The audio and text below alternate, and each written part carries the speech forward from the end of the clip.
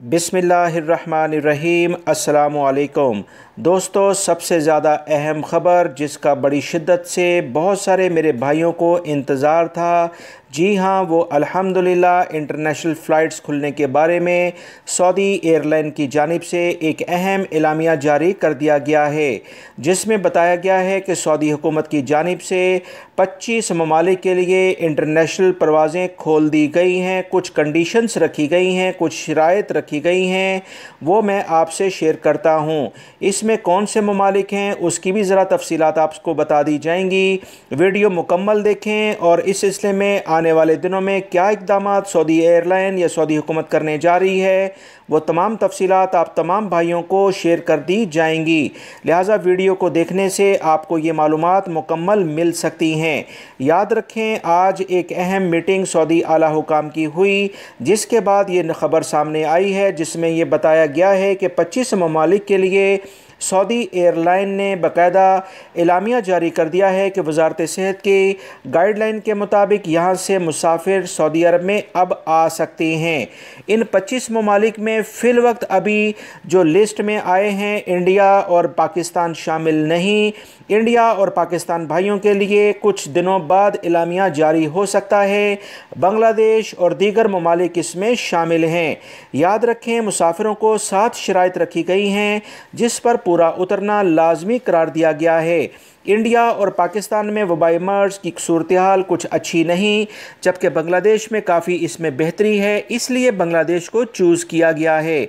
वजारत सेहत ने इस सिलसिले में बताया कि वो बहुत जल्द एक गाइडलाइन जारी करेगा, जिसमें चंद शराइत के बारे में मज़ीद तफसीलात आएंगी।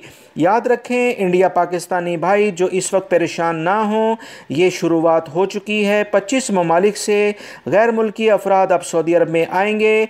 उनके लिए जो शराइत रखी गई हैं वो आप लोगों के लिए बहुत अहम है, इस पर आप अभी से अमल करना शुरू कर दें। वो तमाम मुसाफिर जो एयरपोर्ट पर आएंगे सऊदी अरब के लिए, इन्हें एक डॉक्यूमेंट्स पर लाजमी दस्तखत करने होंगे। इस डॉक्यूमेंट्स में वाज़ह तौर पर यह तहरीर होगा कि मैं सऊदी अरब पहुंचने के बाद 14 दिन करंतना सेंटर में गुजारूंगा। 14 दिन बाद अगर मेरा वबाई मर्ज टेस्ट इसका मुस्बत आता है तो सऊदी हुकूमत मुझे मुकम्मल इख्तियार रखती है कि वो डिपोर्ट कर दे। हर मुसाफिर को सफ़र से 7 दिन पहले अपने वतन में करंतना सेंटर में या अपने घर में ख़ुद को आइसोलेट लाजमी करना होगा। इसके बाद अपने वतन से कोरोना टेस्ट कराना होगा, जिसके लिए मखसूस लेबॉर्ट्री सऊदी हुकूमत वाज़िया करेगी, जिसकी मनफी रिपोर्ट 2 दिन से ज़्यादा पुरानी नहीं होनी चाहिए। इसके बाद तवक्कलना एक एप्लीकेशन है, सऊदी वजारत सेहत ने इंट्रोड्यूस कराई है, गूगल प्ले स्टोर पर यह मौजूद है। इस पर ख़ुद को रजिस्टर्ड लाजमी कराना होगा, लेकिन ये सब काम 8 घंटे पहले सफ़र से लाजमी करना है। सऊदी अरब पहुँचने के बाद हर हफ्ते तक इसमें अपनी सेहत की तफसीलात दर्ज लाजमी करनी होगी।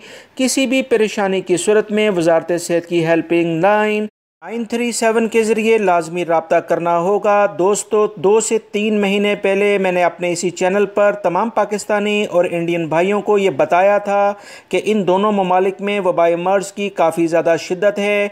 सऊदी हुकूमत जो भी इंटरनेशनल फ़्लाइट्स के बारे में कोई लायामल इख्तियार करेगी तो लाजमी नहीं कि इन दोनों ममालिक से फ़ौरन गैर मुल्की आना शुरू हो जाएँ। आज की खबर ने ये बात साबित कर दी है। लिहाजा इस सिलसिले में बहुत सारे लोगों ने कहा कि आप शायद गलत खबर बता रहे हैं। अल्हम्दुलिल्लाह मेरी कोशिश होती है कि आप तमाम भाइयों को जो हकीकी सूरत हाल है वही बताई जाए, और यही एक वजह है कि बहुत सारे लोग अल्हम्दुलिल्लाह मेरे चैनल्स की वीडियोस को लाइक करके शेयर भी करते हैं। वीडियो लाइक करके शेयर लाजमी कर दीजिएगा। अस्सलाम वालेकुम।